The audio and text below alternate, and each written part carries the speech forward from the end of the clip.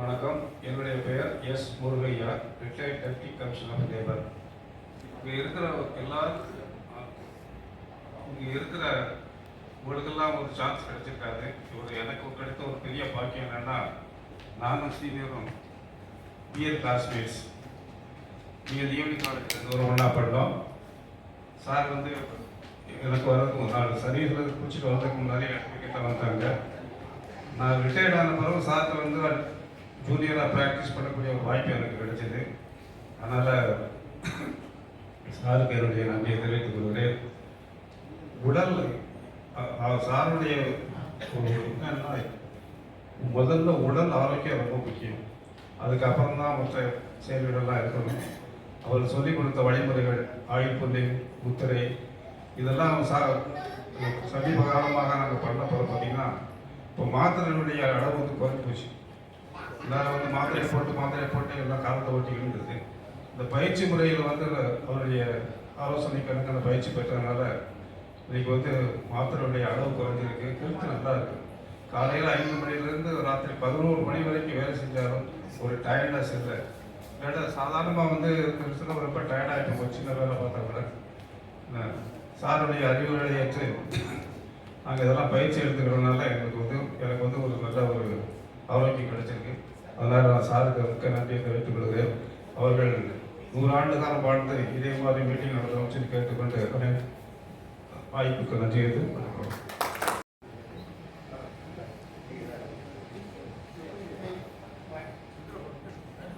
Sir அனைவருக்கும் வணக்கம். நான் வந்து ராமாடி எஸ்டாப்ளிஷ்மெண்ட்டு முதல்ல தஞ்சாவூர் டிஸ்ட்ரிக்டில் ஜூனியர் அசிஸ்டண்டாக ஜாயின் பண்ணி வெவ்வேறு டிஸ்ட்ரிக்டில் ஒர்க் பண்ணி லாஸ்ட்டாக மதுரையில் டிசிஆர் ரிட்டையர்ட் சார்.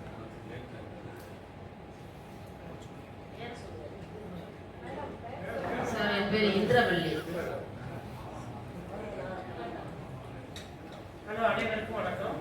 என் பேர் உஷா, ரிட்டையர்ட் டெப்டி கலெக்டர். நான் முதல்ல காம்போசிட் ராம்நாட்டில் ஜாயின் பண்ணேன் 85 ஜனவரியில். அப்புறம் ட்ரைஃபிகேஷனில் ராம்நாட் போயிட்டேன்.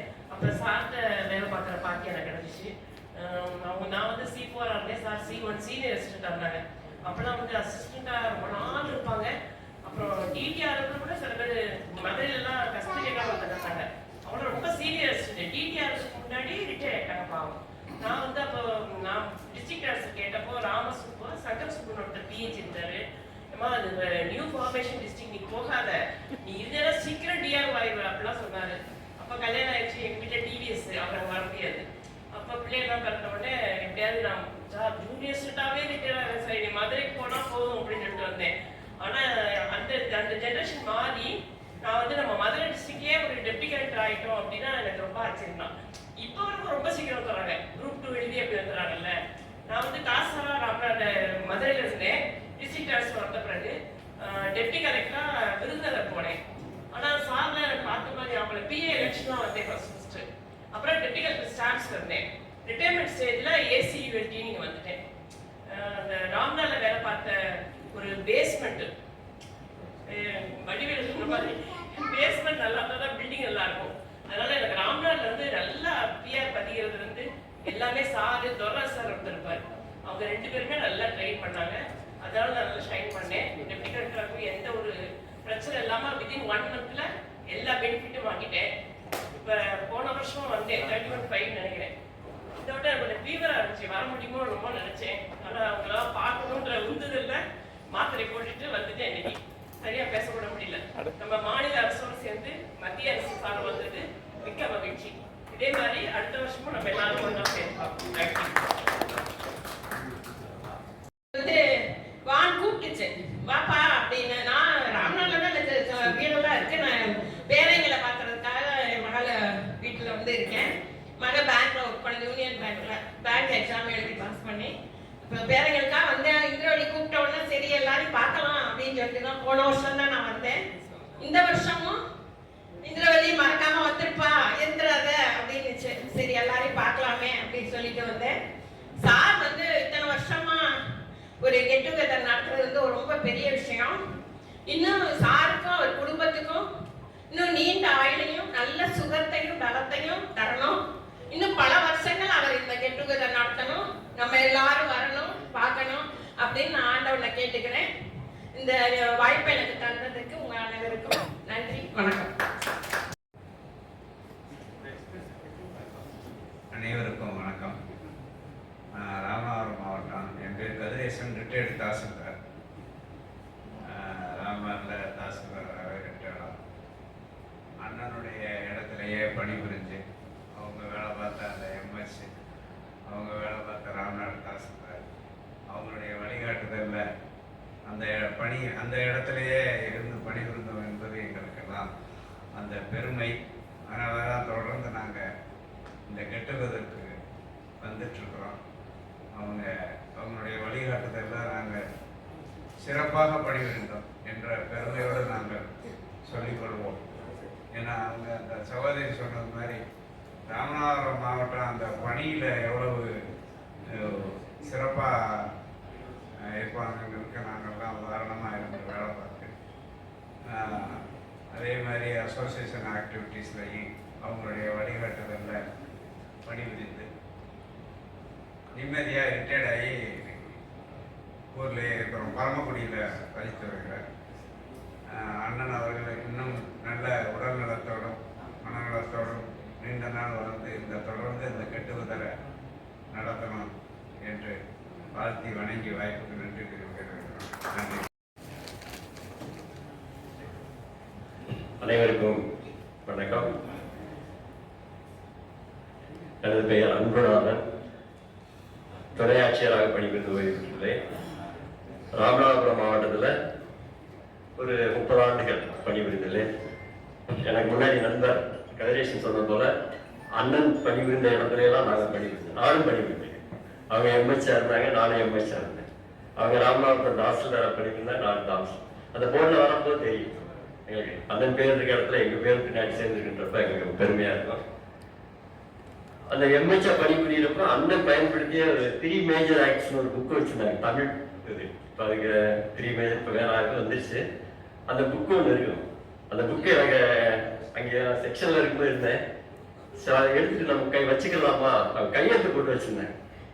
இந்த அழகா விஷுவலிங்க அப்படின்னு போட்டு இன்னும் கூட அந்த புக்கு என் கையில் இருக்கிறது. அது அந்த மெஜிஸ்ட்ரேட் ட்ரைனிங் அது இது நிறைய போனப்போலாம் நிறைய பேருக்கு கொடுத்தேன்.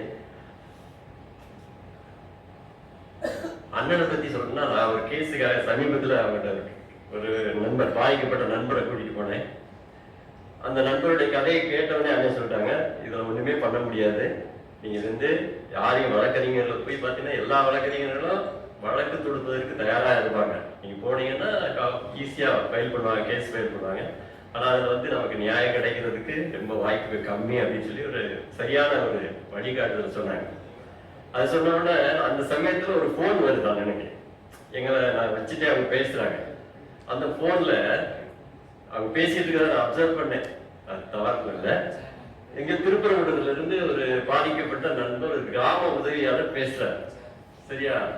ஃபோனில் அவர் வந்து ஒரு அவருக்கு வழிமுறைக்கு ஏதோ பாதிக்கப்பட்டிருக்காரு, அதுக்கு என்ன தீர்வு எடுக்கலாம் அப்படின்னு சொல்லி கேட்குறாரு. அப்போ அண்ணன் பதில் சொன்ன விதம் வந்து எங்களுக்கு ரொம்ப ரொம்ப பொறுமையாக கேட்டாங்க. உனக்கு என்னாச்சு எதாச்சு அப்படின்னு கேட்டு உங்கள்கிட்ட உள்ள பேப்பர்ஸ்லாம் எடுத்துக்கிட்டு எனக்கு ஈவினிங் வந்து நேரம் பாருங்க அப்படின்னு சொல்கிறப்ப ஒரு எளிமையான வழக்கறிஞர், உயர் நீதிமன்றத்தில் ஒரு வழக்கறிஞர் சர்வீஸ் மேட்டரில் இன்னைக்கு பொறுத்தவரை நம்பர் 1 இருக்க ஒரு சீனியர் வழக்கறிஞர் அவர்களை சாதாரண கிராம உதவியாளர் தொலைபேசியில் தொடர்பு கொண்டு அவர்கிட்ட கேட்குற அளவுக்கு ஒரு எளிமையான தன்னை அமைத்து கொண்டுள்ளா என்று நினைக்கப்போ எங்களுக்கு ரொம்ப பெருமையாக இருந்துச்சு. உண்மையிலே அவங்க ஒரு மெசேஜ் கொடுத்த உடனே நான் அவங்களுக்கு ஒரு நன்றி தெரிவிச்சுப்பட்டேன். மீண்டும் ஒரு மகிழ்வான தருணத்தை எங்களுக்கு ஏற்படுத்தி கொடுத்துருக்கீங்க. இந்த தருணங்கள் தொடர வேண்டும். இது வந்து நான் 4வது ஆண்டாக அவங்களை கலந்துருக்கேன். தொடர்ந்து இது போன்ற நிகழ்வு கலரணும். இன்னும் வந்து லாஸ்ட் இயர் வந்த நண்பர்கள்லாம் கொஞ்சம் பேர் மிஸ்ஸிங், என்னன்னு தெரியல. இப்போ அன்னைக்கு பெர்மிட் பண்ணீங்கன்னா நீங்கள் இந்த டேட் சொல்லிங்கன்னா நாங்களும் சில பேர்களுக்கு மெசேஜ் எல்லாம் அனுப்பி அவங்களையும் அழைத்து வர. ஏன்னா நீங்களே எல்லாரையும் கூப்பிட முடியாது. நம்ம வருவாய்த்துறையில் பணிபுரிந்து ராமநாதபுரம் முகவி மாவட்டத்தில் பணிபுரிந்து எங்களுக்கு தெரிந்த நண்பர்கள் எல்லாருக்கும் உங்களை அறிந்தவர்கள் இருப்பாங்க. அவங்களையும் கூட நாங்கள் அழைத்து அடுத்த கூட்டத்தை கண்டிப்பாக அழைத்து வருவோம் என தெரிவித்துக் கொண்டு வாய்ப்புக்கு நன்றி கூறி விடைபெறுகிறேன். நன்றி, வணக்கம். அண்ணன் சர்வீஸ் மேட்டரில் நிறைய ஜட்ஜ்மெண்ட்டு நிறைய நண்பர்களுக்கு பெற்றுக் கொடுத்துருக்கீர்கள். இதெல்லாம் நாங்கள் எங்கே போய் பார்க்க பார்க்கறதுன்னு எங்களுக்கு தெரியல. நீங்க ஏதாவது ஒரு வெப்சைட் ஒரு இதுல ஓபன் பண்ணி நீங்கள் வழக்கறிஞராக வாதாடி பெற்ற தீர்ப்புகளை நாங்கள் எளிமையாக பார்ப்பதற்கு என்ன செய்யலாம் அப்படின்னு ஒரு வழிமுறை தொகுத்து கொடுத்தீங்கன்னா, புத்தகமா போடுறதுக்கு வாய்ப்பு இல்லைன்னா கூட இப்பெல்லாம் கூட அப்லோட் பண்ணா எதாவது பார்த்துக்கலாம். உங்களுடைய வெப்சைட்லேயே உங்க இதிலே பார்க்கறதுக்கு ஒரு வாய்ப்பு கொடுத்தீங்கன்னா நன்றாக இருக்கும் என தெரிவித்துக் கொண்டு விடைபெறும். நன்றி, வணக்கம்.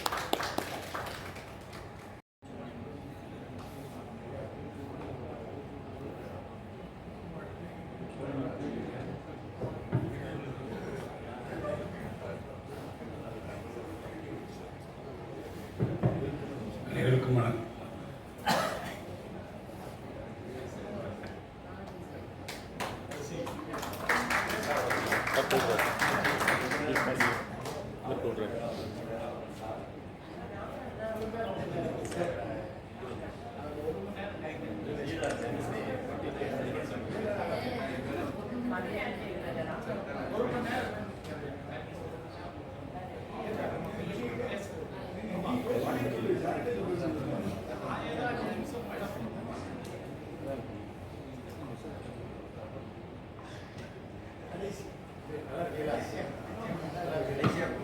அனைவருக்கும் வணக்கம்.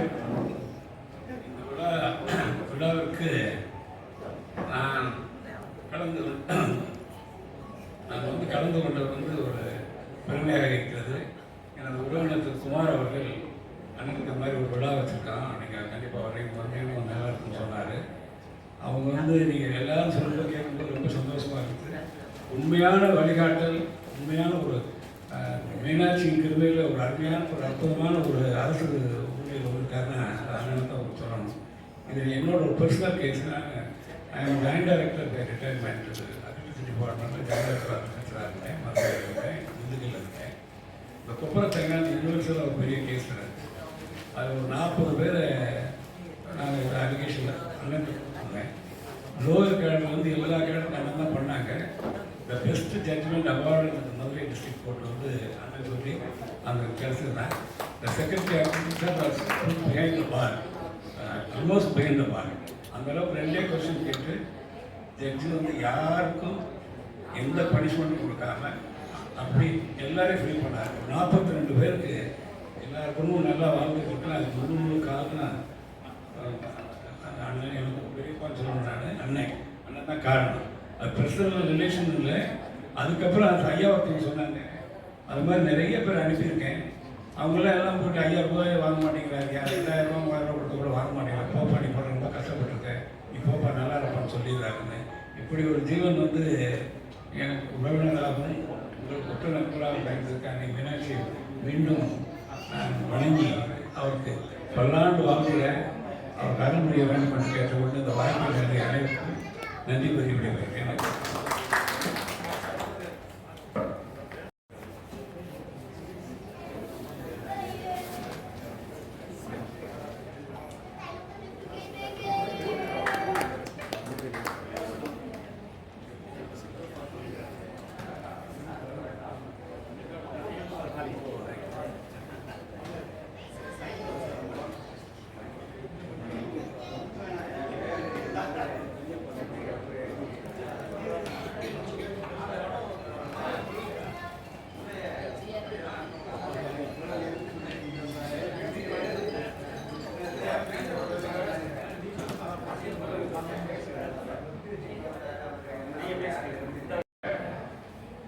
கூடி மகிழ்வோ நிகழ்வுக்கு தலைமை பொறுப்பேற்கின்ற இனிய நண்பர் வழக்கறிஞர் ஏபிஎன் பால் அவர்களே, நிகழ்ச்சி ஒருங்கிணைப்பாளரும் தொகுப்பாளருமான வழக்கறிஞர் தோழர் வெங்கட்ராமன் அவர்களே, விழாவின் நாயகர் மூத்த வழக்கறிஞர் ஐயா விஸ்வலிங்கம் அவர்களே, அன்பார்ந்த சகோதர சகோதரிகளே, உங்கள் அனைவருக்கும் பணிவான வணக்கத்தினை உரித்தாக்கிக் கொள்கின்றேன். என்னுடைய பெயர் Pandi. Central Bank of India என்ற மிகப்பெரிய பொதுத்துறை நிறுவனத்திலே பணியாற்றி ஓய்வு பெற்று வழக்கறிஞராக பதிவு செய்து ஐயா விஸ்வலிங்கம் அவர்களிடம் 7-8 வருஷமாக இளம் வழக்கறிஞராக பணிபுரிந்து கொண்டிருக்கின்றேன் என்று பெருமையோடு இந்த நேரத்தை சொல்ல கடமைப்பட்டிருக்கின்றேன். ஐயா வழக்கறிஞர் விஸ்வலிங்கம் அவர்களிடம் கற்றுக்கொண்டது 3 முக்கியமான விஷயங்கள். ஒன்று சட்டம். ஏன்னா வழக்கறிஞர்களுக்கு சட்டம் தெரியுது தான் நாங்கள் போறோம். As a junior, I have learned something from our Visual sir. I exploited him to some extent intellectually, especially on law. இரண்டாவது வந்து ஒரு ஒழுக்கம், சுய கட்டுப்பாடு, செல்ஃப் டிசிப்ளின், உணவு பழக்க வழக்கம், ஆரோக்கியம் போன்ற குறிப்புகள் உங்கள் அத்தனை பேருக்குமே தெரியும். அந்த முத்திரை யோக பயிற்சி, எப்படி ஒரு மனிதன் வாழ வேண்டும், எதற்காக வாழ வேண்டும் என்பதெல்லாம் அவற்றில் தான் கற்றுக்கிட்டேன். மூன்றாவது வந்து இந்த சமுதாயத்திற்கு ஒரு வழக்கறிஞன் சேவை செய்ய வேண்டும் அப்படிங்கிற ஒரு உயர்ந்த லட்சியம் அவருக்கு இருக்கு. குறைந்த கட்டணத்தில் நிறைவான சேவை. அவரை பொறுத்தளவு வந்து பிரம்ம பேசியான்னு சொல்லுவாங்க. இந்த கேஸ் பிரம்ம பேசியா மேட விட்டும்பாங்க. ஆட்சி படிச்ச உடனே பெட்டிஷனை அப்போ ஒரு வழக்கு கொடுக்கின்ற பொழுது கூட சொன்னாரு, நண்பர் விட்டு சொல்லிட்டு போனாங்க பின்னாடி இருக்காரு. அதாவது அதுல முகாந்திரம் இருக்கிறதா, இந்த வழக்கு எடுக்கின்ற பொழுது வெற்றி பெற முடியுமா சட்ட ரீதியாக என்று பார்த்த உடனே சொல்லிடுவார். நான் கூட ஒரு வழக்கு சொன்னேன், சார் பாண்டியன் சார் நீங்க பணத்துக்காக வழக்கறிஞர் நான் இல்லை, சிரிச்சுக்கிட்டே சொல்லாரு. அதுக்கு எத்தனையோ வழக்கறிஞர்கள் இருக்காங்க. ஜெயிக்கணும், நாயம் இருக்கணும், அவருக்கு சட்ட ரீதியான உரிமைகள் மறுக்கப்பட்டிருக்க வேண்டும். மறுக்கப்படுகின்ற பொழுது அந்த உரிமையை மீட்டெடுக்க வேண்டிய பொறுப்பு சட்ட ரீதியாக தார்மீக ரீதியாக எனக்கு இருக்கு, அதை நான் செஞ்சு கொடுப்பேன்.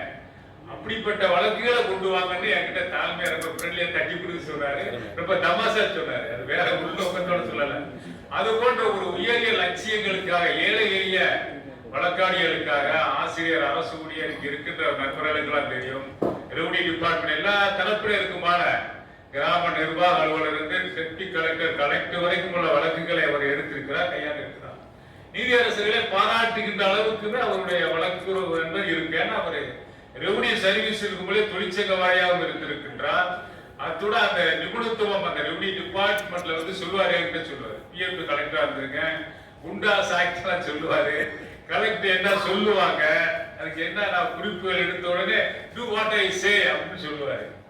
ஆனா நம்ம அதை ஏத்துக்கிற மாட்டாங்க. சார் இப்படி அப்படி யூஸ் ஆகுறது அக்செப்ட் நாட்டுன்னு சொல்லுவாங்க. அந்த அளவுக்கு இந்த குறிப்புகள் இருக்கு. அது பின்னாளில் அவரை வந்து வழக்கறிஞராக நல்லபடியா உயர்த்துவதற்கான வாய்ப்பு என்பதை அவர் பிஎம் கலெக்டர் அந்த ரெவன்யூல இருந்து உதவி என்பதை பார்க்கிறோம். அதை தவிர என்னன்னா எல்லாரோடைய அன்பாக பழகுவார். ஆண் பெண் வித்தியாசம் இல்லாம வழக்கறிஞர் சமூகம் அனைவருக்குமே ஜூனியர் சீனியர் பாகுபாடு இருக்காரு.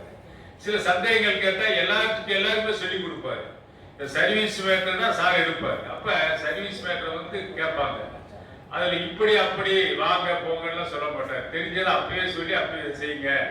குறிப்புகள் என்ன சொல்றாரு, இந்த ஜட்ஜ்மெண்ட்டை ரெஃபர் பண்ணுங்க பாரு. அந்த அளவுக்கு எளிய முறையில் அவர் எளிமையான முறையில் இருப்பாரு. யாருமே ஈஸியாக அணுகக்கூடிய ஒரு வழக்கறிஞராக, மூத்த வழக்கறிஞர் என்ற ஒரு கௌரவம் என்பதா இருக்காரு. அந்த ஒரு மாதிரி இருப்பாங்க இல்லைங்களா, அப்படி தன்மை அவர்கிட்ட இருக்க முடியாது. Simplicity, man of simple living, high திங்கிங்ன்றத அவர்கிட்ட நான் கத்துக்கொண்டேன். கொஞ்சம் கத்துக்கிட்டாலும் அவர் போக வேண்டிய தூரம் அவர் அளவுக்கு நம்ம எட்ட முடிய உச்சம் தொட்டி இருக்கின்றார். அவர் என்ன 100 ஆண்டுகளுக்கு மேல் வாழ வேண்டும், மார்க்கண்டேயனாக என்று இருக்கின்றார். அவர் மட்டும் தாசில்தார வராம பிராக்டிஸ் மட்டும் பண்ண மார்க்கண்டே ஹஜ்ஜை ஒரு நீதியரசர் இருக்கார் இல்லைங்களா, பொதுநல வழக்கில் பொது சம்பந்தப்பட்ட பல்வேறு விஷயங்கள் சொல்லி உங்களுக்கு எல்லாம் தெரிஞ்சிருக்கு. அந்த மார்க்கண்டே ஹஜ்ஜாக அவர் மாறி இருக்கக்கூடிய வாய்ப்பு என்பது இந்த சமுதாயத்துக்கிட்ட இருந்திருக்க முடியும் அப்படிங்கிறதான். இப்ப வழக்கறிஞரை பத்தி இப்போ ஒரு படம் கூட நீங்க எல்லாரும் கேள்விப்படி, கருப்பு அப்படிங்கிற ஒரு படம், ஃபேமஸான படம். உயர் நீதிமன்றத்துக்குள்ள வழக்குகள் வந்து அந்த படத்தை தள்ளுபடி பண்ணணும், வெளியிடக்கூடாது என்றெல்லாம் வழக்கறிஞர்கள் வழக்கு தொடுத்தாங்க. அதுக்கு நீதியரசர்கள் மதுரை உயர்வு சிறப்பான தீர்ப்புகளும் கொடுத்திருக்காங்க. அதுக்குள்ள நான் போக விரும்பல. அதுல என்ன சொல்லுவாங்க, நீதிபதி எல்லாம் லஞ்சாலயத்துக்கு அப்பாற்பட்டவங்களும் கிடையாது, வழக்கறிஞர்கள் எல்லாமே பரிசுத்தவானும் கிடையாது, லைசன்ஸ் லாபி பண்ணக்கூடியதெல்லாம் அதை சொல்லியிருப்பாங்க விழாவாரியா. ஆனா அது வந்து இன்னைக்குள்ள யதார்த்தத்தை சொல்லியிருக்க அந்த படம். ஐயாட்டு இருந்து அதே தான். அந்த ப்ரொஃபஷனல் எத்திக்ஸ் அதை மட்டும் நான் சொல்றேன், நீதிபதிக்கு நான் போக விரும்பல. அந்த ப்ரொஃபஷனல் எத்திக்ஸ் சொல்றோம் பாத்தீங்களா, அந்த தொழில் தர்மம் என்பதை முழுமையாக கிடைக்கும். ஆனா பெரும்பாலான ஆட்கள் இது இருக்க இல்லையோ, அது $1 மில்லியன் கொஸ்டின். ஐயா அவர்கிட்ட அந்த ப்ரொஃபஷனல் எத்திக்ஸ், அப்ப நாம் வாங்குகின்ற பணம் அது எவ்வளவாக இருந்தாலும் அது உண்மையாக அந்த கிளையன்ட், அந்த கட்சிக்காரருக்கு நாம வந்து நீதி வாங்கி கொடுக்க வேண்டும் என்ற ஒரே நோக்கம் தான் இருக்கு. எந்த விஷயம் அதை பிடிக்கிறாரு, எந்த ஃபங்க்ஷனுக்கும் போக மாட்டாரு, லீவு மேக்சிமம் எடுக்கவே மாட்டாரு. எனக்கு தெரிஞ்சு எப்படியாவது இருந்தாங்க உடனே என்ன கேஸ் நம்பர் கொண்டு உடனே கார்ல வந்துருவார்.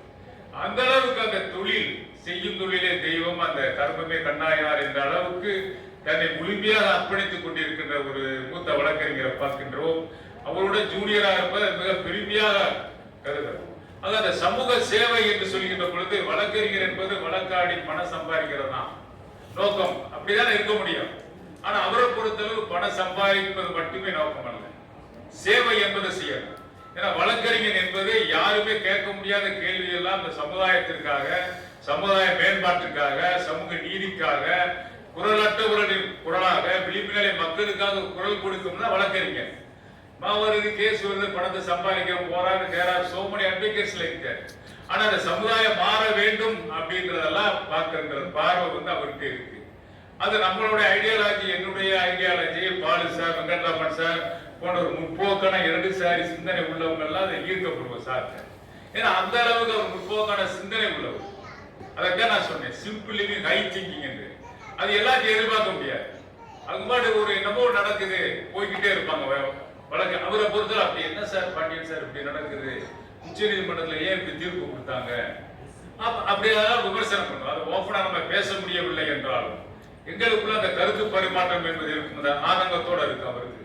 நம்மளால அதை செய்ய முடியலையே, எப்ப இதை மாத்துறது, இந்த செட்டப் எப்படி மாத்துறது அப்படிலாம் கேட்பாரு. இப்ப கூட உங்களுக்கு எல்லாம் இருக்கு, இளைஞர் மத்தியில 20 பில்லியன் அந்த காக்ரோச் பார்ட்டி ஆஃப் இந்தியா அப்படின்னு ஒண்ணு பாம்படி இருக்காங்க. தெரியாதனால அந்த மேடையில பேசும் பொழுது, எங்க இருந்த உயர்ந்த இடத்துல பேசும் பொழுது வார்த்தையை தவற விட்டோம்னா, நான் கூட பேசுறப்ப வார்த்தை ஸ்லிப் ஆஃப் டங்க்னு சொல்லுவாங்க, சாரி ஸ்லிப் ஆஃப், அவர் வார்த்தையை விட்டுறாரு உச்சநீதிமன்ற தலைமை நீதிபதி. இப்ப வேலையில்லா இளைஞர்களை கரப்பான் பூச்சியாகவும் ஒட்டுண்டியாகவும் சோசியல் பாரசைட் கரப்பான் காக்ரோச்னு சொல்லிட்டாரு. அப்ப வேலையில்லா என்பது திண்டாட்டத்துக்கு யார் காரணம் அப்படிங்கிற ஒரு விஞ்ஞான பூர்வமான ஒரு பார்வை, ஒரு சமூக அரசியல் பார்வை இல்லாம ஒரு உச்ச நீதிமன்றத்துக்கு உச்சத்தில் உட்கார்ந்துட்டு இருக்கலாமா? அதான் இளைஞர் பார்க்கிறாங்க. உடனே அதுக்கு ஒரு சித செட்டப் பண்ணி சோசியல் மீடியா போட்டுன்னே அப்ப என்ன கிட்டத்தட்ட 2 கோடி பேர் மெம்பர் இருக்கிறான். வேலையின்மைக்கு என்ன காரணம், அதை தீர்க்க வைக்க வேண்டிய அரசனுடைய கடமை.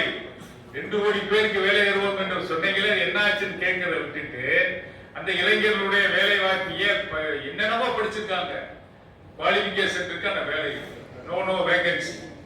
அப்ப அதுக்கெல்லாம் என்ன பார்க்கக்கூடிய அந்த பார்வை, அந்த சமூக பார்வை. ஒரு நீதி அரசரா இருக்கிறவங்களும் வழக்கறிஞரா இருக்கிறவங்களும் சமூக பார்வையோடு இருக்கணும். ஆக இந்த சமுதாய மாற்றத்துக்கான ஏற்றத்தாழ்வுள்ள சமுதாயத்தை உருவாக்க வேண்டும், வேலையின்மை போக்க வேண்டும், பெண்களுக்கு எதிரான கொடுமைகள் தீர்க்கப்பட வேண்டும், சிறுவர் சிறார்களுக்கு எதிரான கொடுமைகள் தீர்க்கப்பட வேண்டும், ஒழிக்கப்பட வேண்டும் என்ற சமூக பார்வையுடன் அந்த சேர்ல நீதி பரிமாணத்தில் உட்காரணும். ஆகவே நான் சொல்கிறேன், advocates and judges are legal professionalist are social agents. சமூக மாற்றத்துக்கான கருவி, ஒரு இன்ஸ்ட்ருமெண்ட்ஸ் ஆஃப் சோசியல் சேஞ்ச் அப்படிங்கிற இந்த நேரத்தில் பதிவு செய்து, இந்த அத்தனையுமே வந்து ஐயாவிட்டு நான் கொஞ்ச அளவு கற்றுக்கிட்டேன், எங்க சொந்த இதிலையும் கற்றுக்கிட்டேன். இறுதியாக ஒருங்கிணைப்பாளர் எந்திரிச்சு சார் ஒரே ஒரு இது ஐயா, ஒரே ஒரு பாயிண்ட் போட்டு இங்க போன கூட்டத்தில் சொன்னீங்க, அடுத்த கெட்டுக்குதல் கூடி மகிழ்வோம் நிகழ்ச்சிக்கு வருகின்ற பொழுது ஒரு திருக்குறள் நாங்க சொல்லியே ஆகணும். எனக்கு டக்குன்னு திருத்தம், திருக்குறள் சொல்லி மட்டும் கிடையாது, ஃபாலோ பண்ண ஐயா உங்களுக்கு தெரியும், உங்க 4 பேருக்கு எனக்கு தெரியும், மற்றவங்களுக்கு தெரியறதுக்கான வாய்ப்பு இருந்தா நம்ம very close to each other past more than 5 to 6 years. ஐயா திருவள்ளுவர் கார்ல் மார்க்ஸ் ஒரு பொது உடைமை சமுதாயம், சமதன்பட்ட ஒரு சமமான சமுதாயம், வேறுபல்ல இல்லாத சமூக பொருளாதார ஏற்றத்தாழ்வு பொது உடைமை சமுதாயம் கார்ல் மார்க்ஸ் 19ஆம் நூற்றாண்டு சொல்லிட்டு போயிட்டாரு. ஆனா ஐயா திருவள்ளுவர் 2000 ஆண்டுகளுக்கு முன்பே குரல் சொல்லியிருக்காரு. உங்களுக்கு எல்லாம் தெரிஞ்ச குரல் தான், பிறப்புக்கும் எல்லா உயிர்க்கும் சிறப்பாவா செய்வதில் வேற்றுமையா. என்னுடைய விளக்கங்கள் போக வேண்டியதில்லை. பிறப்பால் அனைவரும் சமம் என்ற ஒரு உன்னதமான தத்துவத்தை மார்க்ஸ் சொன்னதை 2000 ஆண்டுகளுக்கு முன்னாலே ஐயன் தமிழ் புலவன் ஒரு சொல்லியிருக்கிறார் ஒரு தமிழ் என்பதை பதிவு செஞ்சிருக்கிறேன். அதுல 0.0001% நான் அதுல நடை போட்டுக்கிட்டு இருக்க முழுமையா இல்ல, நெருங்க முடியாது. 0.01% நட போட்டுக்கிட்டு இருக்கோம். பாலுசாருக்கு தெரியும், ஐயாவுக்கு தெரியும், வெங்கடாமன் தெரியும் என்று சொல்லி இந்த வாய்ப்புக்கு நன்றி பாராட்டி ஐயா இன்னும் 100 வருடங்களுக்கு மேலாக வாழ வேண்டும் என்று இதயபூர்வமான வாழ்த்துக்களை தெரிவித்து விடைபெறுகிறேன். நன்றி, வணக்கம். அனைவருக்கும் வணக்கம். எனது பெயர் வீரராகவன். 1986 ராமநாதபுரம் ரமணி யூனிட்டில் எனது அரசு பணியை ஆரம்பித்து அதன் பின்னர் மதுரை மாவட்டத்திற்கு ஒரு வழி மாறுதலில் வந்து மதுரை மாவட்ட வருவாய்த்துறையில் வட்டாட்சியர் நிலையில் பணிபுரிந்து 10 ஆண்டுகளாக பதவியிலிருந்து பணி ஓய்வு விட்டேன். இந்த இடைப்பட்ட காலத்தில் 3 வருடம் மதுரை ஏர்போர்ட்டிலும் திருச்சி ஏர்போர்ட்டிலும் ஏன் கன்சல்டண்டாக பணிபுரிந்தேன். அதன் பின்னர் லா கிராஜுவேட்டாக இருந்தாலும் அதை முழு நேர தொழிலாக ஏற்றுக்கொள்ள முடியாத ஒரு சூழ்நிலையில் குடும்பம் இருக்கின்றது. எனது பையனும் பொண்ணுமே சென்னையிலே செட்டில் ஆகிட்டாங்க. பேர குழந்தைகளை பார்க்க வேண்டியது இருக்குது. மாதத்தில் 3 வாரம் சென்னையிலேயும் 1 வாரம் மதுரையிலையும் இருக்க வேண்டிய சூழ்நிலையாக இருக்கிறது. இந்த 1 வாரம் நான் மதுரையில் இருக்கக்கூடிய சூழ்நிலையை நானாக ஏற்படுத்திக்கிட்டேன். சாரோடு இந்த கெட்டுக்குதில் கலந்து கொள்ள வேண்டும் என்ற ஒரு பேராவாதான். நான் ராமநாதபுரம் ரெவன்யூ யூனிட்டில் பணிபுரிந்த போது டிஆர்ஓவாக சம்பத் அவர்கள் இருந்தார்கள். அதன் பின்னர் அவர் வந்து மதுரைக்கு கலெக்டராக வந்தாங்க. அவர் நீ வந்து நான் டிஸ்ட்ரிக்ட் ட்ரான்ஸ்ஃபர் கேட்டேன் மதுரைக்கு. அவர் கொடுக்க விரும்பலை, ஸ்பீக் போட்டு விட்டார். அப்புறம் நேராக கூப்பிட்டு அந்த பையனை வர சொல்லுங்க, அவர்கிட்ட பேசணும்னு சொல்லிட்டாரு. போனேன். அப்போ அந்த சப்கலெக்டர் பங்களாவுக்கு பக்கத்தில் ஹவுசிங் போர்டு ஒன்று இருந்தது. இப்போ ராமநாட்டில் அது இருக்கான்னு தெரியல. அங்கே தான் அவருடைய கேம்ப் ஆஃபீஸ். அவர் நீ போக வேண்டாப்பா, நீ இங்கே இருந்தேன்னா இப்போ அசிஸ்டண்ட்டாக இருக்க டிடி ஆயிடுவ, தாசில்தார் ஆயிடுவ, டெப்டி கலெக்டர் ஆயிடுவ, டிஆர்ஓ ஆயிடுவேன்னு சொல்லி என்னை கன்வின்ஸ் பண்ணி அங்கேயே இருக்க வைக்க முயற்சி பண்ணார். அவரை நீங்கள் கமிட்டிக்கு கிளம்பிக்கிட்டு இருந்தார். ஒரு மணி நேரம் எனக்காக உட்காந்து என்னை கன்வின்ஸ் பண்ண பார்த்தாரு. கடைசி நேரத்தில் சாரி சார், என்னை தயவு செய்து ரிலீவ் பண்ணி விட்டுருங்க, நான் மதுரைக்கு போயிடுறேன் அப்படின்னு சொல்லி, இங்கே யார் உனக்கு மதுரைக்கு போகிறதுக்கெல்லாம் உனக்கு ஐடியா கொடுத்தது யார் அப்படின்னு கேட்டார். ஏன்னா இது நீ சின்ன பையனா இருக்க, ராமநாதபுரம் ரெவன்யூ யூனிட்டு எல்லா சீனியர்ஸுமே வந்து ட்ரைஃபர்கேஷனில் விருதுநகருக்கும் சிவகங்கைக்கும் போயிட்டாங்க. இங்கே வந்து உனக்கு சீக்கிரமாக ப்ரொமோஷன் வந்துடும்னு சொல்லி அவருக்கு தெரிஞ்சது அவருக்கு சொன்னார். அப்போ டிஆர்ஓ கேடர்னும் போது பெரிய கேடர் இல்லையா, அதை நான் ஏற்றுக்கவில்லை. அதனால் அவர் கொஞ்சம் லாஸோட தான் உண்மையில் நான் மதுரைக்கு வந்தேன். இங்கே வந்து தாசில்தார் கேடரில் தான் என்னால் பணி நிறைவு செய்ய முடிஞ்சது. அவரே வந்து மதுரைக்கு கலெக்டராக வந்தபோது அவர்கிட்ட செட்டில் கையெழுத்து வாங்க போகும்போது நீ ஒரு மாதிரியா பார்த்தார் சம்பத் கலெக்டர் அவர்கள். நீங்கள் அப்படின்னாரு. சார் நான் தான் சார் எப்படி வந்தவேன்னு சொன்னேன். நீங்கள் இப்போ இங்கே என்னவா இருக்கீங்க? அதே அசிஸ்டண்டாக தான் சார் இருக்கேன், 15 வருஷமாக இருக்கு அப்படின்னு நான் அப்போவே சொல்லியிருப்பேனே. சொன்னீங்க சார், ஏற்றுக்கலை, வந்துட்டேன். இப்போவும் சார்கிட்ட இருக்கும்போது 15 வருஷம் கழிச்சு நீங்கள் வந்து மதுரைக்கு கலெக்டராக வரும்போது நான் அதே நிலைமையில தான் இருக்கேன் அப்படின்னு. ஆனாலும் பரவாயில்லை, நான் வேலை பார்த்தவருடைய பெர்ஃபார்மன்ஸ் நம்ம தான் நமக்கு முக்கியம். நமக்கு ட்ரைஃபர்கேஷனில் என்ன ஆனதுக்கு அப்புறம் தான் எனக்கு அப்பாயின்மெண்ட்டே ஆச்சு. ராமநாதபுரம் போட்ட உடனே அங்கே எடுத்த உடனே அந்த பிளட் போஸ்ட்ல எல்லாம் போட மாட்டாங்க. இப்போ தான் வந்து ஐடியா கொடுத்து எனக்கு இந்த போஸ்ட் தான் வேணும்னு கேட்டு வந்து உட்காடுறாங்க. அப்போ அப்படி இல்லை, யாராக இருந்தாலுமே வந்து எல்லாம் ஒரே ஏஜ் குரூப்பில் இருந்தோம். எடுத்த உடனே நீ எஸ்டாப்ளிஷ்மெண்ட் போ, முதல்ல பில்லு போட்டு பழகு, அதுக்கப்புறம் தான் அங்கே வேலை சொல்லி தருவாங்க. இப்போ வந்து ஏதாவது ஒரு டவுட்டுன்னா அந்த ஹெட் ஆஃப் தி டிபார்ட்மெண்ட்லையோ அல்லது ஹெட் ஆஃப் தி செக்ஷன்லேயே சார் அதை கொஞ்சம் அட்டன் பண்ணுங்கன்னு சொல்லிட்டு வச்சுட்டு அவர் வேலை இல்லாத மாதிரி போயிடுறாரு. ஆனால் அப்போ அப்படி இல்லை, உட்காரு, இந்த வேலையை பாரு, நீ இப்படிதான் செய்யணும், இது ஒன்றும் பெரிய கம்ப சுத்திரம் இல்லை அப்படின்னு சொல்லி வேலையை கொடுத்தாங்க. அதை வேலையை சரி சொல்லி கொடுத்தாங்க. அதனால ராமநாதபுரம் யூனிட்ல வேலை பார்த்தவங்க யாராக இருந்தாலும் சரி, எந்த ரெவன்யூ யூனிட்லையும் வேலை பார்க்கலாம். ஏன்னா அப்படி ஒரு ஸ்ட்ராங்கான ஒரு பேஸை போட்டு கொடுத்துருவாங்க. வேலையை முதல்ல சொல்லி கொடுக்கணும். இந்த வேலையை வந்து நான் செஞ்சுட்டு போயிடுவேன், அதனால உனக்கு என்ன பிரச்சனை, நீ முதல்ல வேலையை சொல்ல கற்றுக்கோ அப்படின்னு சொல்லி கொடுப்பாங்க. அந்த அடிப்படையை வச்சுதான் நாங்கள் வந்து மதுரையிலாம் வந்து நான் ராமநாடு ரெவன்யூ யூனிட்லேருந்து வந்தவேன்ற ஒரு இதை வந்து எஸ்டாப்ளிஷ் பண்ணி மதுரையில் அதை வந்து நாங்கள் எஸ்டாப்ளிஷ் பண்ண முடிஞ்சது. அதுக்கெல்லாம் காரணம் வந்து அங்கே சீனியர்ஸ் குறைச்சி போயிட்டாங்க. நான் முதலே சொன்ன மாதிரி விருதுநகருக்கும் சிவகங்கைக்கு போனதுக்கப்புறம் சார் மாதிரி உள்ள ஒருத்தவங்க இந்த சர்வீஸ் மைண்டோடு இருந்தவங்க தான் வந்து ராம்நாட்டில் இருந்தாங்க. அவங்க கிட்ட தான் அவர் வந்து எல்லாருமே ஃபைலை தூக்கிட்டு போய் அப்பாயின்மெண்ட் கேட்காத முறையே வரிசையில் நிற்பாங்க. அவங்க செக்ஷனில் சார் இதுக்கு அப்படி என்ன செய்யணும் ஏது செய்யணும் அப்படின்னு சொல்லுவாங்க. அப்போ எல்லாம் என்ன அவங்க செக்ஷனை விட்டு இங்கே வந்து சார் இதை வந்து கூட்டமாக நிற்கிறாங்களேன்னா எனக்கு ஒரு எண்ணம் கொடுத்தேன். அப்போ தான் சர்வீஸ்குள்ளே போன நேரம். ஸோ அதுக்கப்புறம் தான் தெரிய ஆரம்பிச்சது சாருடைய சர்வீஸ் தான் இங்கே முக்கியம், சாருடைய அட்வைஸ் தான் இங்கே முக்கியன்றது தெரிஞ்சுக்கிட்டேன். நான் ஏற்கனவே சொன்ன மாதிரி சார் வந்து எனக்கு இன்ஹெரண்ட் இன்ஸ்பிரேஷன் சார் தான். அவர் பல்லாண்டு காலம் வாழ வேண்டும் என்ற எனது பேரவாவினை வேண்டுகோளையும் மதுரை மீனாட்சி அம்மனுக்கு வைத்து நன்றி தெரிவித்து விடுவதற்கு நன்றி. வணக்கம். மேடையில் வீட்டிற்கும் பெருந்தகையாளர்களுக்கும் மற்றும் அவையில் வீட்டிருக்கக்கூடிய அலுவலர்களுக்கும் மதிய வணக்கம். எனது பெயர் மகாலிங்கம். நான் ராமநாதபுரத்தில் எனது பணியை 1985 தட்டச்சராக பணி துவங்கி 3 வருடங்களில் மதுரை மாவட்டத்திற்கு மாறுதலாகி இங்கே வருவதற்கு காரணம் அண்ணன் விஸ்வலிங்கம் சார் தான். என்னன்னா இவங்க சொன்ன மாதிரி அங்கே பிஐடி அந்த சங்கர சுப்பு சார் வந்து ட்ரான்ஸ்ஃபர் நான் கேட்ட உடனே இது என்ன ட்ரைனிங் சென்டரா, வரவங்க எல்லாம் அந்தந்த மாவட்டத்துக்கு போயிட்டீங்கன்னா அப்புறம் இந்த மாவட்டம் என்ன ஆகும் அப்படின்னு கேட்டாரு. சார் நான் ஒருத்த போறதுனால இந்த மாவட்டம் ஒன்றும் ஆகாது சார்னே சொன்னேன் அந்த காலத்திலேயே. அப்படி இருந்தும் என்னை இப்போ அனுப்ப முடியாதுன்னு சொல்லிட்டாரு. அப்புறம் அண்ணன்ட்ட வந்து சொன்ன உடனே எப்போ போகணும் நீ, உனக்கு என்னைக்கு கிளம்புற அப்படின்னு சொல்லுன்னு மட்டும் சொன்னாங்க. இந்த மாதிரி ஒரு 2 நாள்ல வாங்கி கொடுங்கன்னு நேராக வந்தாரு. அவரும் என்கிட்ட சொன்னதே தான் அண்ணன்டையும் சொன்னாரு. சார் பாவம் சார், அவர் வந்து அவங்க அப்பா இல்லை, அதனால ஃபேமிலியை ரன் பண்ணணும், அதனால நீங்க டிரான்ஸ்ஃபர் கொடுத்தே ஆகணும் சார்னு அண்ணன் சொன்ன வற்புறுத்தல்னால எனக்கு டிரான்ஸ்ஃபர் கிடைச்சது. நான் இன்னைக்கு இந்த நிலையில நல்ல நிலையில இருக்க காரணம் முதல் காரணம் அண்ணன் தான். அடுத்து போன வருஷம் தான் நான் இந்த கெட் டுகெதர் மீட்டிங்க்கு வந்தேன். அது நண்பர் வீரராகவன் சொல்லி தான் எனக்கு இந்த தகவல் தெரியும். போன வருஷம் வரும்போது நான் இதே மேட்டரை சொல்லியிருக்கிறேன்.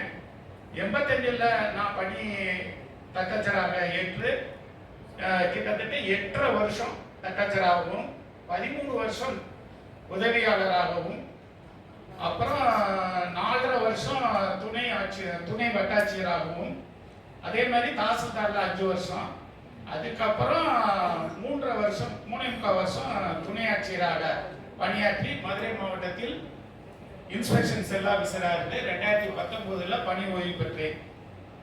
இதுல குறிப்பா நான் என்ன சொல்ல வரேன்னா, ஏற்கனவே போன வருஷம் பேசினதை தவிர்த்து இப்போ அண்ணன் போன வருஷம் எனக்கு ஒரு புக்கு கொடுத்தாங்க, ஆரோக்கியம் தரும் அற்புதம் முத்திரை. அந்த முத்திரை புத்தகத்தை வாங்கிட்டு போய் இப்ப நான் வந்து ஒரு 21 முத்திரைகள் டெய்லி செய்யறேன். காலையில ஆரம்பிச்சு 2 மணி நேரம் குறைஞ்சது. எத்தனை மணிக்கு எந்திரிக்கணும்னா அத்தனை மணிக்கு எந்திரிச்சு, கிட்டத்தட்ட 6 இல்லைன்னா 6:30 மணிக்கு எந்திரிச்சிருவேன். எந்திரிச்சு 2 மணி நேரம் செய்வேன் முத்திரை. ஒவ்வொரு முத்திரையும் 5 நிமிஷம். அதனால பலன் இருக்கான்னு கேட்டா நிறைய எனக்கு பலன் இருக்கு. எனக்கு என்னன்னா, திடீர்னு பாத்தீங்கன்னா இந்த ஒரு சைடு கழுத்தும் இந்த ஒரு சைடும் பாத்தீங்கன்னா வாயு பயங்கர வலி. எக்ஸ்ரே எடுத்து பார்த்தேன், எல்லாம் பார்த்தும் எல்லாமே நல்லா இருக்கு, எதுவும் ப்ராப்ளம் இல்லைட்டாங்க. ஆனா அண்ணன் கொடுத்த அந்த முத்திரையை செஞ்சேன். 3 முத்திரை இருக்கு வாயு முத்திரையில. அந்த 3 முத்திரையை செஞ்சதுக்கு அப்புறம் இப்ப வரைக்கும் கிட்டத்தட்ட 2.5 வருஷமா நல்ல நிலையில இருக்கேன். வாயு தொந்தரவு போயிடுச்சு. நோய் எதிர்ப்பு சக்தி நல்ல நிறைய இருக்கு. இப்ப அடுத்தவங்க யாராவது ஒருத்தர் இருமல் சளி இருக்குன்னா நான் பக்கத்துல இருந்தேன்னா உடனே எனக்கு ஒட்டிக்கிடும். இப்ப நான் இந்த முத்திரை செஞ்சதுக்கு அப்புறம் நோய் எதிர்ப்பு சக்தி எனக்கு நிறைய கிடைச்சு இது வரைக்கும் எனக்கு எந்த பாதிப்புமே இல்லை. அது மாதிரி இந்த முத்திரையில இன்னும் நிறைய பலன்கள் இருக்கு. அது நீங்க வந்து தொடர்ச்சியா செஞ்சீங்கன்னா நல்ல நிலைக்கு வரலாம். யாருமே ஏற்கனவே சார் சொன்ன மாதிரி மருத்துவர்கிட்ட போக வேண்டிய சூழ்நிலையே இல்லை. கடந்த 1 வருஷமா நான் மருத்துவர்கிட்ட எதுக்கும் போனதில்லை. வெங்கட் சார் சொன்ன மாதிரி முத்திரைகள் வந்து செய்ய பலன் நிறையா இருக்கு. அதே மாதிரி இப்போ வந்து முன்னாடிலாம் எனக்கு டென்ஷன் அதிகமாக இருக்கும். இப்போ இந்த முத்திரை செஞ்சதுலேருந்து கோபம், டென்ஷன், மன அழுத்தம் எதுவுமே இல்லாமல் எதுவாக இருந்தாலும் ஈஸி கோயிங்காக நான் எடுத்து அப்படியே கடந்து போய்கிட்டு இருக்கேன். அது காரணம் அண்ணனுடைய வழிகாட்டுதல் தான். அதனால அண்ணன் வந்து இளைஞரா இருக்காருன்னு எல்லாரும் பேசும்போது நானும் போன வருஷம் இதை தான் கேட்டுக்கிட்டு இருந்தேன். அப்பதான் தெரியுது இந்த புக்கு அண்ணனுடைய எளிமை. அவர் வந்து எல்லோருக்கும் சேவை செய்யணும். அதாவது பணத்துக்காக எல்லாருமே வக்கீல் தொழில் பார்ப்பாங்க. நிறைய பேர் வந்து பணம் தான் குறிக்கோள்னு வேலை பார்ப்பாங்க. யாரும் தப்பா எடுத்துக்கிறேன்னா, ஆனா அண்ணன் வந்து சேவை. நான் நிறைய பேருக்காக வேண்டி அண்ணன்ட்ட போய் நம்ம டிபார்ட்மெண்ட் கேஸ் டிஸ்கஸ் பண்ணியிருக்கோம். அதனால அண்ணன் வந்து சேவை பண்றது தான் மெயினா எடுத்துக்கிட்டு எல்லாருடைய பணம் மட்டும் குறிக்கோள் இல்லாம எல்லாருடைய நலத்தையும் பேணுறாரு அப்படிங்கிறது இந்த தருணத்தில் நான் சொல்லிக்கிறேன். அவர் மென்மேலும் வாழ்த்த வயசு இருக்கு என்னன்னு தெரியல. எனக்கு இப்போ 65 வயசு ஆயிடுச்சு. அவர் வயசு கூட தான் இருக்கும். இருந்தாலும் வாழ்த்த வயது இல்லை. இருந்தாலும் இறைவன் அருளால அண்ணன் எல்லாரும் சொன்ன மாதிரி 100 வயசு வரைக்கும் இதே மாதிரி இளமையா எல்லாருக்கும் சேவை செய்யணும். வருஷம் வருஷம் இந்த மாதிரி கெட் டுகெதர் பார்ட்டிக்கு நான் தொடர்ந்து வரணும்னு விருப்பப்படுறேன். ரொம்ப நன்றி.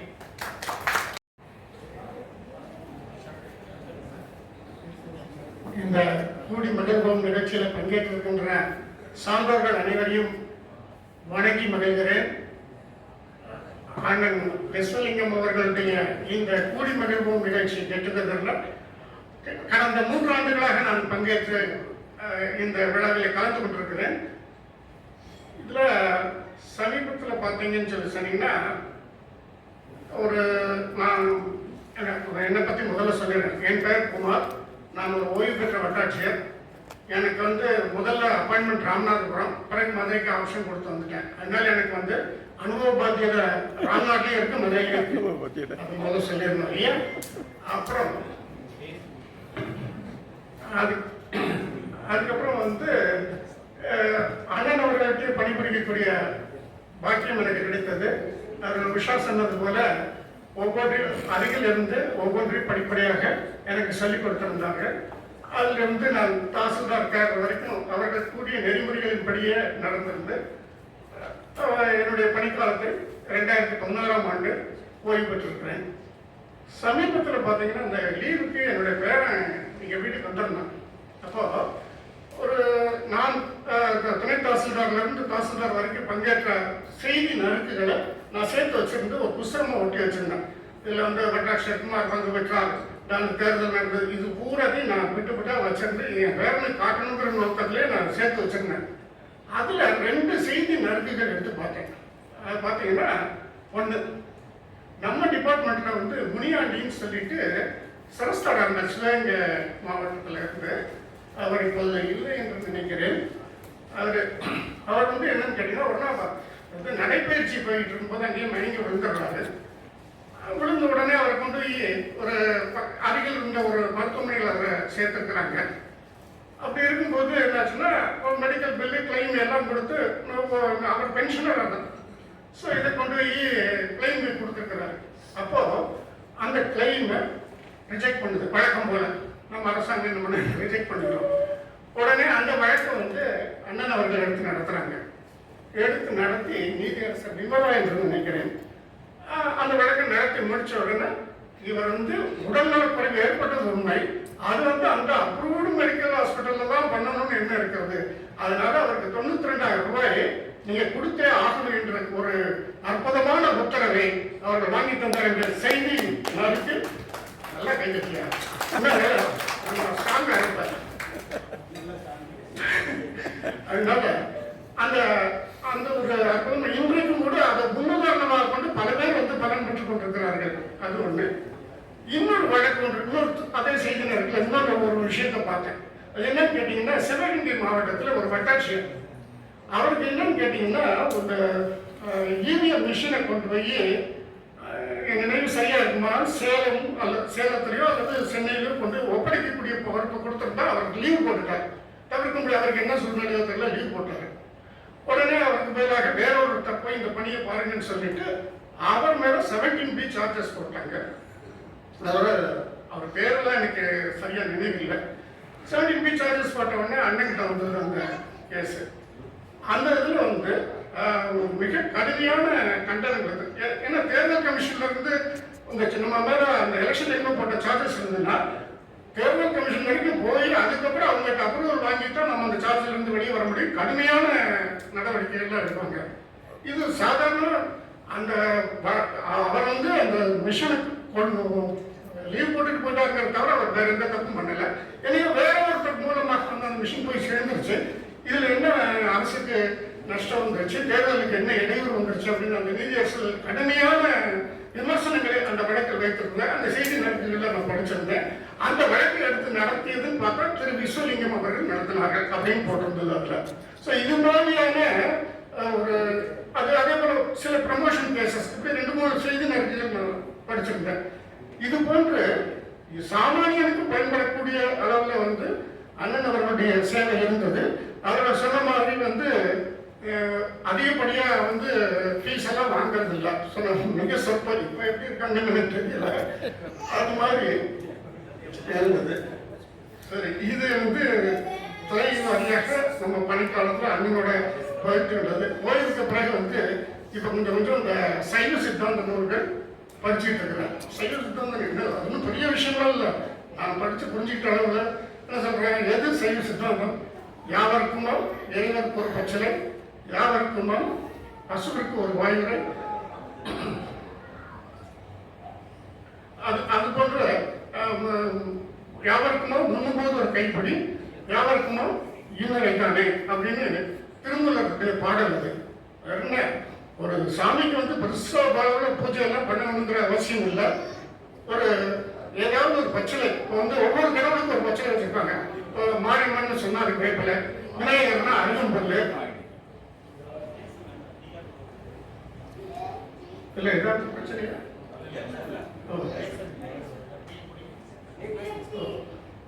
அது மாதிரி ஒவ்வொரு கடவுளுக்கும் ஒரு விதமான பிரச்சனைகள் இருக்கும். பெருமாள் துளசி, அது மாதிரி அவர் சிறிய பிரச்சனையை கொண்டு போகுமானது அப்படின்னு சொல்லிட்டு யாருக்குமோ ஏவருக்கு ஒரு பிரச்சனை, யாருக்குமோ பசுவிற்கு ஒரு, அதுபோல யாருக்குமோ முன்னும் போது ஒரு கைப்பிடி, அந்த மாதிரி ஒரு கைப்பிடியாவது உணவு கொடுத்தா போதுமானது. இதுதான் சைவ சித்தாந்தம் அப்படின்றத புரிஞ்சுக்கிட்டேன். இது போல ஓய்வு நேரங்கள்ல நான் பள்ளிக்கூடத்தில் படிக்கும் போதெல்லாம் எனக்கு வந்து என்னால படிக்க முடியாத இலக்கியம், ஆங்கில இலக்கியம் இப்ப நல்லா புரியுதுங்க. ஆங்கிலம் சொல்லிக் கொடுக்கும்போது புரியாது, ஓய்வு பெற்ற பிறகு ஆங்கில இலக்கியம் படிக்கும்போது புரியுது. போதும் நினைக்கிறேன். முகம் மாறி போச்சு, அடிக்கடி சாப்பாடு நேரத்தில் போடுறாங்க. சரி, பரவாயில்ல, மிச்சத்தை நான் அடுத்த வருஷம் வச்சுக்கிறேன். நன்றி, அனைவருக்கும் வணக்கம். என் பெயர் எம் ஜீவராஜ், விருதுநகர் மாவட்ட வருவாயாளர். நான் 1984 வந்து இளைஞர் தஞ்சாவூர் மாவட்டத்தில் சேர்ந்தேன். சேர்ந்து ஒரு 14 வருடங்கள் வந்து அங்கே தஞ்சாவூர்லேயே இருந்தேன். தஞ்சாவூர்லேருந்து அப்புறம் வந்து 14 வருடங்கள் கழித்து மதுரை மாவட்டத்துக்கு ட்ரை பண்ணி பார்த்தேன். மதுரை மாவட்டம் கிடைக்கவில்லை. சரி, அப்புறம் தான் அட்ஜஸ்டாக வந்து விருதுநகர் மாவட்டத்துக்கு உதவியாளராக வந்து பணியில் சேர்ந்தேன். நான் பணியில் சேர்ந்ததுலேருந்து ஐயாவோட பேரை வந்து சில வழக்குகள்லாம் அவர் சம்பந்தப்பட்டிருக்கிறது வந்து கேட்டு அவரை பார்க்கணும்னு ரொம்ப ஆர்வமாக இருந்தேன். ஆனால் கடைசி வரைக்கும் அவரை பார்க்க முடியல. இந்த கெட்டு நிகழ்ச்சி ஆரம்பித்த உடனே இப்போ கடந்த 4 வருடமாக அவரை சந்திக்கிற பெரிய வாய்ப்பு எனக்கு கிடைக்கிறது. நான் 1970 வந்து நான் வந்து மாவட்ட வருவாய்களில் வந்து பணிபுரிய பெற்றுள்ளேன்.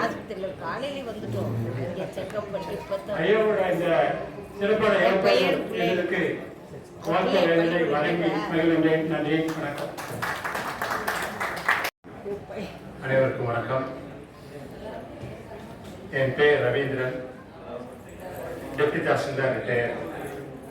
3 தலைமுறையாக வருவாய்த்துறையில் பணியாற்றிய வாக்கியம் கிடைக்கப்பட்ட குடும்பம்.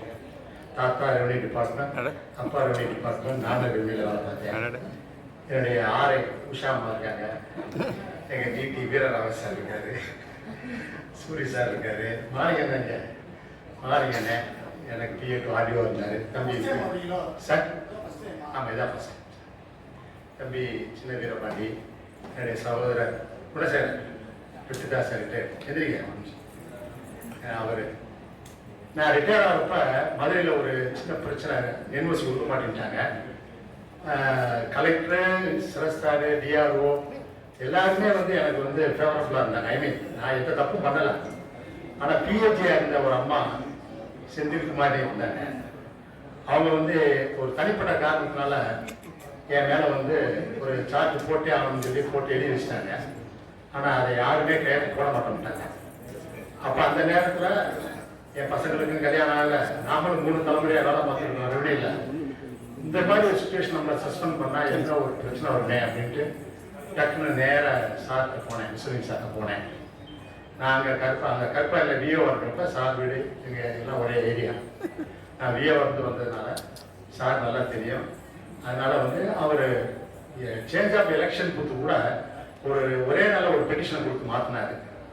அவர் வீடு பக்கத்துலேயே அந்த பூத்தை கொண்டு வரதுக்கு ஏற்பாடு பண்ணார். அந்த மக்களுக்கெல்லாம் அந்த அளவுக்கு நல்லது செஞ்சு 3 கிலோமீட்டர் தாண்டி போய் கோழி போட்ட ஏரியா இந்த ஏரியா. அந்த மாதிரிலாம் பண்ணதுனால நான் வந்து சார்கிட்ட போய் சொன்னேன், இந்த மாதிரி எனக்கு வந்து என்ஓசி தரமாட்டேங்கிறாங்க, இந்த அம்மா மட்டும்தான் அந்த மாதிரி பண்ணுது, பட் எனக்கு எல்லாமே சப்போர்ட்டாக இருக்காங்க, கலெக்டர் வீரராவூர்லேருந்து எல்லாருமே சப்போர்ட்டாக இருக்காங்க. சரி ரவி, உனக்கு மெமோ கொடுத்து பார்த்துக்குவோம், நம்ம சேலஞ்ச் பண்ணுவோம் அப்படின்னாரு சார். நான் அப்புறம் மறுநாள் போய் கலெக்டர்கிட்ட சொன்னேன். சார் நல்ல மனுஷன் மணிமாறன் நல்ல மனுஷன் கேட்டார், என்ன ரவி என்ன ஆச்சுன்னு கேட்டார். நான் 2 நாள் தான் இருக்குது, நான் சாரை போய் பார்த்துட்டேன், அவர் மற்றதெல்லாம் நான் பார்த்துக்கிறேன் அப்படின்னு சொல்லிட்டாரு அப்படின்னு சொல்லிங்க சார் பேரை சொன்ன உடனே அவர் போய் கலெக்டரு டிஆர்ஓ எல்லாத்தையும் போய் சொல்லி அவன் போய் விசுவலிங்க சார் பார்த்துட்டான். ஏன்னா ரஜினிகாந்த் சொல்கிற மாதிரி இப்போ பேரை சொன்னோன்னு சும்மா அதிர்ந்து இல்லை அப்படின்ற மாதிரி என்ன அதிர்வு இல்லை அப்படின்ற மாதிரி சொன்ன உடனே உண்மையிலேயே இவர் சார் பேருக்காக பயந்துக்கிட்டு என்ன அந்த அம்மா நான் சில மாதாமிரன் நம்ம டியூட்டி நான் வேதாத்திரி மகரிஷியோட சீரர் நான் அவங்களெல்லாம் வேண்டிக்கிட்டு இருந்தேன். கடைசி அந்த 2 நாளைக்கு முன்னாடி அந்த அம்மாவுடைய ஃபாதர் இறந்து போயிடுறாரு. இறந்து போனதுக்கப்புறம் அந்த அம்மா Siva suppose to go on leave போயிடுறாங்க. அப்புறம் இன்சார்ஜ் லேண்ட்ஸ்கேப் போட்டு நான் ரிலீவ் ஆகிட்டேன். அது வந்து சாருடைய பேருக்காக அந்த எனக்கு அந்த மரியாதை. அதே மாதிரி என் கூட பணி புரிஞ்ச அம்மா உஷாமா எல்லாம் இவங்கெல்லாம் இன்னைக்கு தான் ஃபஸ்ட் டைம் எங்களுக்கு சார் கூப்பிட்டாரு. போன வாரம் கன்ஃபார்ம் பண்ணாங்க. கன்ஃபார்ம் பண்ணுறப்ப இதான் எங்களுக்கு ஃபஸ்ட் டைம்.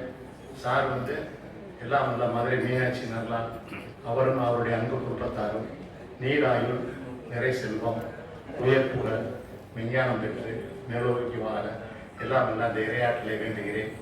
அனைவருக்கும் நன்றி, வணக்கம்.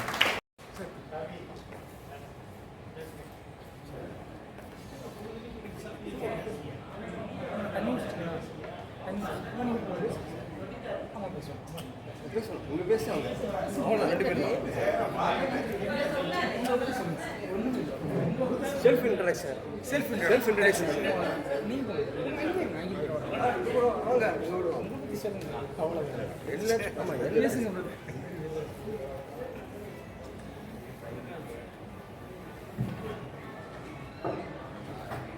அனைவருக்கும் எனது அன்பான வணக்கம். என்னுடைய பெயர் குணசேகரன். துணை வட்டாட்சியராக இருந்து ஓய்வு பெற்றேன். அதுக்கப்புறம் சொல்றேன். ஐயா அவர்களை பற்றி நான் என்னுடைய தம்பி மூலமாக நான் கேள்விப்பட்டிருக்கேன். எப்படி என்னுடைய தம்பி மூலமான என்னுடைய தம்பி வந்து சென்னை மதுரை உயர் நீதிமன்றத்தில் அவர்கிட்ட ஜூனியராக ஒர்க் பண்ணியிருக்காரு. அப்போ அவர் பற்றி தம்பி என்கிட்ட சொல்லியிருக்காரு. இப்போ என்னுடைய தம்பி அதுலேருந்து விலகி இப்போ திருப்பரங்குன்ற கோவிலில் டெப்டி கமிஷனராக இருக்கேன். ஐயா சார்கிட்ட பணி புரிஞ்ச போது அவரை பற்றி அதை சொல்லி கேள்விப்பட்டீங்க. அந்த சார் இன்னைக்கு தான் பார்க்குறேன். அதனால அவரை பற்றி எனக்கு முழுமையாக தெரியாது. ஆனால் இங்கே வந்ததுக்கப்புறம் எல்லாரும் பேசுறதை பார்க்கும்போது அவருடைய பெருமைகளும் சிறப்புகளும் எனக்கு உண்மையிலேயே என்னுடைய மனதை கவர்ந்து அந்த அளவில் அவருடைய வழிமுறையை நாம் எல்லோரும் பின்பற்றுவோம். அதற்கு வாய்ப்பு கொடுத்த இந்த நாளை எண்ணி பெருமை கொள்கிறேன். அனைவருக்கும் நன்றி, வணக்கம்.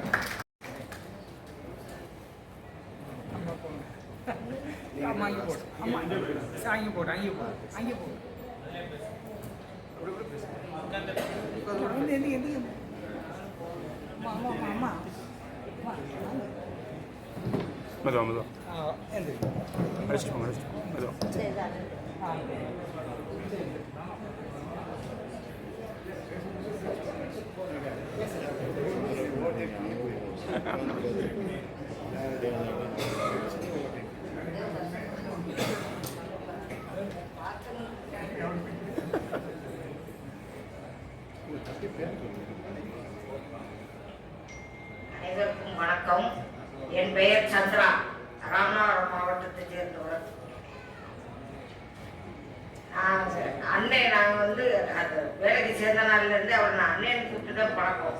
எங்கள் ஸ்டாஃப் எல்லாருமே அண்ணன் தம்பி குடும்ப பாங்காத்தே பழகி வந்திருக்கிறோம். என்னோட வேலை பார்த்த எல்லாருக்குமே வணக்கம். எனக்கு கொஞ்சம் உடம்புக்கு முடியலை, அதனால ஆஸ்பத்திரியில் இருந்தேன். இன்னைக்கு செக்கப்புக்கு திரும்ப வந்துட்டு இங்கே வந்தேன். நேற்றே ஃபோன் போட்டு பேசினேன், பேசிட்டு வந்துட்டு அண்ணன் நம்ம பணியில் இருக்கும் பொழுது நமக்கு வேண்டிய உதவிகள் எல்லாமே நல்லபடியாக செய்வாங்க. ப்ரமோஷன் இந்த மாதிரி இதுகள் எல்லாம் லிஸ்ட் அவுட் பண்ணுறதுல எல்லாம் நல்லபடியாக உதவி பண்ணாங்க.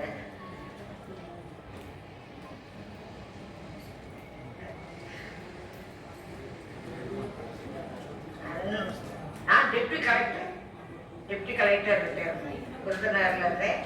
ரிட்டையர் வந்து திண்டுக்கல், விருதுநகர் புதுக்கோட்டையில் வேலை பார்த்தேன். பார்த்துட்டு அதோட திண்டுக்கல்ல ஒரு டெப்டி கலெக்டர் ஆகி ரிட்டையர் ஆனேன். நான் பணியில் இருக்கும் பொழுது அண்ணன் நமக்கு பல வித உதவிகளும் செஞ்சிருக்காங்க. நான் ஃபர்ஸ்ட் ஜாயின் பண்ண டைப்பிஸ்ட் இருந்து படிப்படியாக எக்ஸாம்லாம் எழுதி படிப்படியாக வந்து தாசில்தார், ரெகுலர் தாசில்தார், அதே ஊர்லேயே ரெகுலர் தாசில்தார். நான் பிறந்த ஊர் வந்து கமுதி, ராமநாதபுரம் மாவட்டம் கமுதி. பைபர்கேஷனுக்கு முன்னாடியே நான் ஜாப்ல சேர்ந்துட்டேன். அது கமுதியிலே அங்கேயே வந்து நான் ரெகுலர் தாசில்தாரும் பார்த்தேன். பார்த்துட்டு டெப்டி கலெக்டர் மட்டும்தான் வெளியில் போனேன். விருதுநகர், புதுக்கோட்டை, மதுரையில் கொஞ்ச நாள் இருந்தேன். ரிட்டையர்மெண்ட் வந்து திண்டுக்கல்ல. ஆமாம். அதனால அண்ணன் வந்து நம்மளுக்கு ஃபேமிலியாகத்தே, அண்ணன் தங்கச்சியாகத்தே பழகிருக்கக்கூடிய அந்த வகையில் எல்லா விதத்துலையுமே அண்ணன் எங்களுக்கு ஹெல்ப்பாகத்தே இருப்பாங்க. ஆமாம். எல்லாருக்கும் நன்றி, வணக்கம்.